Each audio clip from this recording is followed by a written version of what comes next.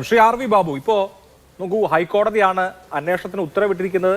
അന്വേഷണ സംഘം രൂപീകരിച്ചത് ഹൈക്കോടതിയാണ്.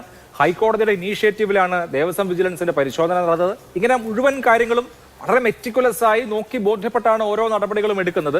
ഹൈക്കോടതിയിൽ തന്നെയാണ് SIT റിപ്പോർട്ട് നൽകുന്നതും. അപ്പോൾ അങ്ങനെ ഇരിക്കെ ഇതിൽ സംശയങ്ങളോ ഇത് ശരിയാവുമോ, രാഷ്ട്രീയ സംരക്ഷണം കിട്ടുമോ തുടങ്ങിയ ആരോപണങ്ങളൊക്കെ ഉന്നയിക്കുന്നത് കൊണ്ട് കാര്യമുണ്ടോ? ആദ്യം ആ 6 ആഴ്ച കഴിയുകയും എന്താണ് SIT കണ്ടെത്തിയത് എന്നുള്ളത് ബോധ്യമാവുകയും ചെയ്യുകയല്ലേ വേണ്ടത് ആദ്യം, അതിനുശേഷമല്ലേ ബാക്കിയൊക്കെ? ഞാൻ ഈ വിഷയത്തിലെ തുടക്കം മുതൽ തന്നെ ഹൈക്കോടതിയുടെ ഈ നിർദ്ദേശം വന്ന സമയത്ത് തന്നെ ഹൈക്കോടതിയിലുള്ള അവിശ്വാസമല്ല പറഞ്ഞത്, മറിച്ച് ഈ SITക്കുള്ള ചില പരിമിതികളെ കുറിച്ച് ഞങ്ങൾ പറഞ്ഞിരുന്നു.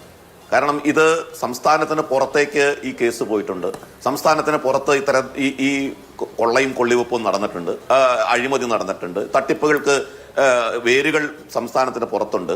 അപ്പൊ SITക്ക് അതിന്റെ ചില പരിമിതികളുണ്ട്. സംസ്ഥാനത്തിന് പുറത്തുള്ള ആളുകളെ ചോദ്യം ചെയ്യാൻ, അവരെ ശ്രീരാംപുരയിൽ പോയി എല്ലായിടത്തും പോയി, സ്വാഭാവികമായും മറ്റു സംസ്ഥാനങ്ങളിൽ പോയി അന്വേഷണം നടത്തുമല്ലോ.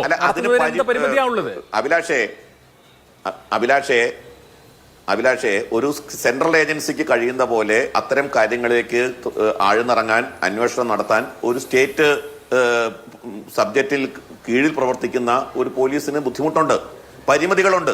ആ പരിമിതി വെച്ചിട്ടാണ് ഞങ്ങൾ പറഞ്ഞിട്ടുള്ളത്, ഒന്നാമത്തെ കാര്യം. 2, ഇവിടെ അന്വേഷണം പ്രഖ്യാപിക്കുന്ന സമയത്ത് തന്നെ പിണറായി വിജയൻ നടത്തിയ ഒരു സ്റ്റേറ്റ്മെന്റ് ഉണ്ട്. അതായത് തിരുവിതാംകൂർ ദേവസ്വം ബോർഡിനെ കുറിച്ച് ഒരു പരാമർശം കോടതി നടത്തിയിട്ടില്ലല്ലോ എന്ന്. അതിന് തൊട്ടു പുറകെ കോടതിയുടെ പരാമർശം വന്നത് പ്രശാന്തിനെതിരെ. എന്ന് വെച്ചാൽ SITയുടെ അന്വേഷണം ഈ ആളുകൾക്ക് പോകരുത്, അവർക്കെതിരെ അന്വേഷണം പോകാതിരിക്കാൻ വേണ്ടിയിട്ടുള്ളൊരു പരാമർശം കൃത്യമായിട്ട്. ഇത് ഈ പറയുന്ന SITയിലെ അംഗങ്ങൾ പിണറായി വിജയന്റെ കീഴിലുള്ള പോലീസ് തന്നെയല്ലേ അഭിലാഷേ? ആ ആഭ്യന്തര വകുപ്പിന്റെ കീഴിൽ തന്നെയുള്ള പോലീസല്ലേ? കോടതിയുടെ അന്വേഷണം ഇത് കഴിഞ്ഞാലും വീണ്ടും ഇവരൊക്കെ പ്രവർത്തിക്കേണ്ടത് ഈ ആഭ്യന്തര വകുപ്പിന്റെ കീഴിൽ തന്നെയല്ലേ? സ്വാഭാവികമാണ് അത്തരം സംശയം ഞങ്ങൾക്കുണ്ടെന്നേ. അപ്പോൾ അതുകൊണ്ട് അത് കോടതിയിലുള്ള അവിശ്വാസമല്ല, അന്വേഷണ ഉദ്യോഗസ്ഥന്മാരിലുള്ള അവിശ്വാസമാണ്. ഞങ്ങൾക്ക് അവിശ്വാസമൊന്നുമില്ല. അന്വേഷണം ഈ പറഞ്ഞ ദേവസ്വം ബോർഡ് പ്രസിഡന്റുമാരിൽ തന്നെ ഏറ്റവും അധികം രാഷ്ട്രീയ സംരക്ഷണം കിട്ടേണ്ട ആൾ വാസുവാണ്. ആ അർത്ഥത്തിലാണെങ്കിൽ ഈ ശബരിമല വിവാദ കാലത്ത് മുഖ്യമന്ത്രി തന്നെ അദ്ദേഹത്തിന്റെ താല്പര്യത്താൽ ദേവസ്വം ബോർഡ് പ്രസിഡന്റായി നിയോഗിച്ച മുൻ കമ്മീഷണറാണ് അദ്ദേഹം. അപ്പൊ അദ്ദേഹത്തിലേക്ക് അന്വേഷണം എത്തുന്നുണ്ടെങ്കിൽ പിന്നെ അങ്ങനെ ഒരു സംശയത്തിന് അടിസ്ഥാനമുണ്ടോ? അല്ല, അദ്ദേഹത്തെ അറസ്റ്റ് ചെയ്യട്ടെ. അപ്പൊ കുറച്ചുകൂടി നമ്മുടെ വിശ്വാസ്യത കൂടുന്ന ഒരു അന്തരീക്ഷത്തിലേക്ക് വരും, അത് സംശയമില്ല. അദ്ദേഹത്തെ അറസ്റ്റ് ചെയ്യണം. അത് മാത്രമല്ല, പത്മകുമാറിലേക്ക് അന്വേഷണം എത്തണം, പ്രശാന്തിലേക്ക് അന്വേഷണം എത്തണം. അപ്പോഴേ നമുക്ക് അതിനകത്ത് ഒരു വിശ്വാസ്യത എന്ന് പറയാൻ സാധ്യമുള്ളൂ. അപ്പോൾ അതവിടെ, കാരണം നമ്മുടെ ഈ ചർച്ചയെ മൊത്തത്തിൽ വഴിതിരിച്ചുവിടാൻ വേറെ ചില കാര്യങ്ങളൊക്കെ ഇവിടെ പറയുകയുണ്ടായി. ഞാൻ അഭിലാഷിന് ഒരു ഓഡിറ്റ് റിപ്പോർട്ട് 2021 കാലത്തെ ഒരു ഓഡിറ്റ് റിപ്പോർട്ട് അയച്ചു തന്നിരുന്നു. അത് നോക്കാൻ സമയം കിട്ടിക്കാണില്ല, കാരണം ഞാൻ ഈ ചർച്ച അത് അയച്ചിട്ടുള്ളത്. അത് മനസ്സിലാക്കൽ ബുദ്ധിമുട്ടാണ്, സമയം വേണം. അതെ, കറക്റ്റ്. പക്ഷെ ആ ഓഡിറ്റ് റിപ്പോർട്ട് ഞാനൊന്ന് നോക്കിയിരുന്നു കേട്ടോ. സർവാംഗം അഴിമതിയാണ്, ക്രമക്കേടാണ് അഭിലാഷെ. ഞാൻ ഈ പറയുന്നത് ശരിയല്ല എന്നുണ്ടെങ്കിൽ അഭിലാഷ് ഇതിന് ശേഷം ഒന്ന് ഒഴിച്ചു നോക്കിക്കോ. ആരുടെ ഭരണകാലത്താണ്, ആര് ഭരിക്കുമ്പോഴാണ്? ഈ പറയുന്ന എല്ലാവരും ഭരിക്കുമ്പോൾ, ഞങ്ങൾ ഭരിക്കുമ്പോഴൊക്കെ സുതാര്യമായിരുന്നു എന്നൊക്കെ ഗോപൻ പറയുന്നുണ്ടല്ലോ. ഗോപന്റെ സർക്കാർ നിയോഗിച്ച ഈ പറയുന്ന വാസു ഇരുന്നപ്പോഴും പത്മകുമാർ ഇരുന്നപ്പോഴും ഒക്കെയുള്ള കാലഘട്ടത്തിൽ നടത്തിയ ഭരണത്തിന് കീഴിൽ നടന്ന അഴിമതികൾ എണ്ണിയാണ് ഓഡിറ്റ് റിപ്പോർട്ടിൽ രേഖപ്പെടുത്തിയിട്ടുള്ളത്. ആ ഓഡിറ്റ് റിപ്പോർട്ട് ഒന്ന് വായിക്ക്. എന്നിട്ടാണ് ഇവിടെ വന്നിട്ട് സർക്കാരിലേക്ക് ഒന്നും എടുക്കുന്നില്ല, സർക്കാർ അങ്ങോട്ട് കൊടുക്കുകയാണ്. സർക്കാർ അങ്ങോട്ട് കൊടുക്കുന്നതിന്റെ ചില്ലിക്കാശ് സർക്കാർ ദേവസ്വം ബോർഡിന് കൊടുത്തിട്ടുണ്ടെങ്കിൽ അത് എവിടെയാണ് കാണേണ്ടത് അഭിലാഷേ? എവിടെയാണ് കാണേണ്ടത്? ഓഡിറ്റ് റിപ്പോർട്ടിൽ കാണണമല്ലോ. ഇൻകം ഫ്രം സ്റ്റേറ്റ് ഗവൺമെന്റ് കാണണമല്ലോ. ഒരു ഉദാഹരണം ചൂണ്ടിക്കാണിച്ചാൽ എനിക്ക് ഓഡിറ്റ് റിപ്പോർട്ടിൽ income from state of Kerala, അവിടെ ഇൻകം എന്ന് കാണിച്ചിട്ടത് മുഴുവൻ റെസിപ്റ്റ്, വഴിപാടിന്റെ റെസിപ്റ്റ് അല്ലെങ്കിൽ ഹുണ്ടികയിൽ നിന്നുള്ള വരുമാനം, ഇങ്ങനെയുള്ള വരുമാനങ്ങൾ ക്രമമായിട്ട് എഴുതി വെച്ചിട്ടുണ്ട്. 10 പൈസ സർക്കാരിൽ നിന്ന് ദേവസ്വം ബോർഡിൽ കിട്ടിയതിന്റെ ഒരു ഉദാഹരണം ചൂണ്ടിക്കാണിക്കാമോ ഗോപൻ? സർക്കാരും മന്ത്രിയൊക്കെ, മുഖ്യമന്ത്രി അടക്കം, ഞാൻ അഭിലാഷിന് മുഖ്യമന്ത്രി നടത്തിയ പ്രസ്താവന, ദേശാഭിമാനിയിൽ വന്ന പ്രസ്താവന അങ്ങനെ ഇട്ട് തന്നിട്ടുണ്ട്. അതാ ദേവസ്വം ബോർഡിന് ഞങ്ങൾ 145 കോടി കൊടുത്തു, 150 കോടി കൊടുത്തു എന്നൊക്കെ കൊടുത്താൽ അതവിടെ കാണണ്ടേ അഭിലാഷേ? അത് കാണേണ്ടത് എവിടെയാണ്? കണക്കിലല്ലേ? ആ കണക്കിൽ കാണുന്നില്ല അഭിലാഷ്. അപ്പൊ ഇവര് പറയുന്നത് എന്താ? ശുദ്ധ പച്ച കള്ളമാണ്. ശരിയാണത്. ഇപ്പോ ബാലഗോപാലും 377 കോടി രൂപ നമ്മുടെ റോഡ് നവീകരണത്തിന് വേണ്ടി കൊടുത്തതായിട്ട് പറയുന്നുണ്ട്. ശബരിമലയിലേക്കുള്ള റോഡ്. ഇതൊക്കെ ശബരിമലയുടെ അക്കൗണ്ടിൽ എങ്ങനെ പെടുത്തുക അഭിലാഷേ? ശബരിമലയിലേക്ക് വേണ്ടിയിട്ടാണോ റോഡ് നന്നാക്കുന്നത്? ഈ റോഡ് നന്നാക്കി ശബരിമലയിലേക്ക് തീർത്ഥാടകരെത്തിയാൽ ആ തീർത്ഥാടകരിൽ നിന്ന് സർക്കാരിലേക്ക് കിട്ടുന്ന വരുമാനത്തെ കുറിച്ച് ഇവർ പറയാറുണ്ടോ?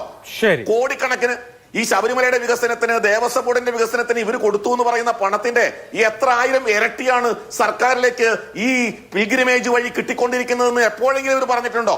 വിശ്വാസികൾ ഇവർ തുടർച്ചയായി പറ്റിച്ചുകൊണ്ടിരിക്കുകയല്ലേ, നിരന്തരം ഇവര് തെറ്റിദ്ധരിപ്പിച്ചുകൊണ്ടിരിക്കുകയല്ലേ. വസ്തുത എന്താണ്? ഈ പിൽഗ്രിമേജ് കാലത്ത് 10,000 കോടിയോളം സർക്കാരിന്റെ ഖജനാവിലേക്ക് എത്തുന്നു എന്ന് 2006 ദേവസ്വം മന്ത്രിയായിരുന്ന ജി സുധാകരൻ ദേവസ്വം ബോർഡ് എംപ്ലോയീസിന്റെ മീറ്റിംഗിൽ പറഞ്ഞതിന്റെ വാർത്ത ഹിന്ദു പത്രത്തിൽ നിങ്ങൾക്ക് വായിക്കാൻ പറ്റും. അന്ന് ദേവസ്വം മന്ത്രി പറഞ്ഞ വാർത്തയാണത്. അപ്പൊ ഇതെല്ലാം മറച്ചു വെച്ചുകൊണ്ട് ഞങ്ങൾ അങ്ങോട്ട് കൊടുക്കുകയാണ് എന്ന് പറയുക. ഇവിടെ CBI അന്വേഷണത്തെ കുറിച്ച് പറഞ്ഞു. CBIയില് വിശ്വാസമില്ല. CBIയിലെ വിശ്വാസം ഉണ്ടായ അല്ലെങ്കിൽ CBI അന്വേഷിക്കണം എന്ന് ആവശ്യപ്പെട്ടുകൊണ്ട് ഈ പിണറായി വിജയന്റെ ഗവൺമെന്റ് CBIക്ക് കത്തെഴുതിയ ഒരു സംഭവമുണ്ട്. ചെന്നൈയില് മരിച്ച ഒരു CPM നേതാവിന്റെ അന്വേഷണം, നമ്മുടെ കേരളീയനായിട്ടുള്ള ഒരു CPM നേതാവിന്റെ മരണം അന്വേഷിക്കണം എന്ന് ആവശ്യപ്പെട്ടുകൊണ്ട് CBIക്ക് കത്തെഴുതിയ ഒരു പഴയ സംഭവമുണ്ട്. ഗോപനൻ എടുത്ത് നോക്കിയാൽ മതി. CBI തങ്ങൾക്ക് ആവശ്യമുള്ളപ്പോഴൊക്കെ വിശ്വാസമുണ്ട്, അല്ലാത്തപ്പോഴൊക്കെ CBI അല്ലാത്തപ്പോഴൊക്കെ വിശ്വാസമില്ല, കേന്ദ്ര ഏജൻസി വിശ്വാസമില്ല എന്നൊക്കെ പറയുന്നത് തികച്ചും രാഷ്ട്രീയമാണ്. ഞാൻ അതിനകത്തൊന്നും മറുപടി പറയാൻ പോകുന്നില്ല. കാരണം രാഷ്ട്രീയമായ ഒരു ആരോപണത്തിന്റെ വേദിയല്ല ഇത്. ഇത് ഭക്തജനങ്ങൾ വിശ്വാസപൂർവ്വം സമർപ്പിച്ച സ്വർണം അടക്കമുള്ള സമ്പത്ത് കൊള്ളയടിച്ചിരിക്കുന്നു CPM നേതൃത്വം. CPMന്റെ ആണ്. ഇപ്പൊ പ്രശാന്തിനെ കുറിച്ച് അതും കൂടി പറഞ്ഞിട്ട് ഞാൻ അവസാനിപ്പിക്കാം അഭിലാഷേ. ഇപ്പൊ പ്രശാന്തിനെ നിശ്ചയിക്കുമോ ഇല്ലയോ? പ്രശാന്തിനെ നിശ്ചയിക്കാനാണ് സാധ്യത. എന്താ കാരണം എന്നറിയാം അഭിലാഷേ? ഞാനത് വളരെ കൃത്യമായിട്ട് പറയാം. പ്രശാന്ത് വളരെ സോഫ്റ്റ് ആയിട്ടുള്ള ഒരു ടാർഗറ്റാണ് CPMനെ സംബന്ധിച്ച്. എന്താ കാരണം?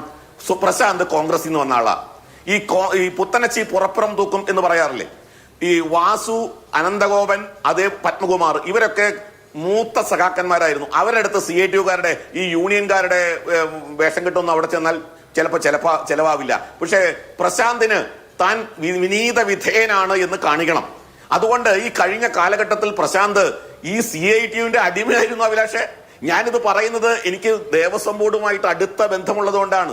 ദേവസ്വം സംവിധാനങ്ങളെ ഞാൻ അടുത്ത് നിരീക്ഷിക്കുന്ന ഒരാളായതുകൊണ്ടാണ്. എന്റെ അടുത്ത് തൊട്ടടുത്ത് ദേവസ്വം ക്ഷേത്രമുള്ളത് കൊണ്ടാണ്. വളരെ കൃത്യമായിട്ട് എനിക്കാം CITUവിന്റെ ചട്ടുകമായിട്ട് പ്രവർത്തിക്കുകയാണ് പ്രശാന്ത്. അപ്പൊ അങ്ങനെയുള്ള ഒരാളെ കിട്ടണമെങ്കിൽ പ്രശാന്ത് തന്നെ വേണം. ബാക്കി സഖാക്കന്മാരാണെങ്കിൽ പോലും CITUവിന്റെ താളത്തിന് ചിലപ്പോൾ തുള്ളിന്ന് വരില്ല. കാരണം അവര് ഇവരെക്കാൾ വലിയ സഖാവാണ്. അനന്തഗോപന്റെ അടുത്ത് ഈ CITUവിന്റെ പൂങ്കളാഞ്ഞം നടപ്പാവില്ല. കാരണം അദ്ദേഹം മൂത്ത സഖാവാണ്. ഇത് പ്രശാന്താണ് കൂടുതൽ നല്ല ബെറ്റ്. അതാണ് പ്രശാന്തിനെ നിശ്ചയിക്കാനുള്ള കാരണം. ശരി, ഓക്കെ.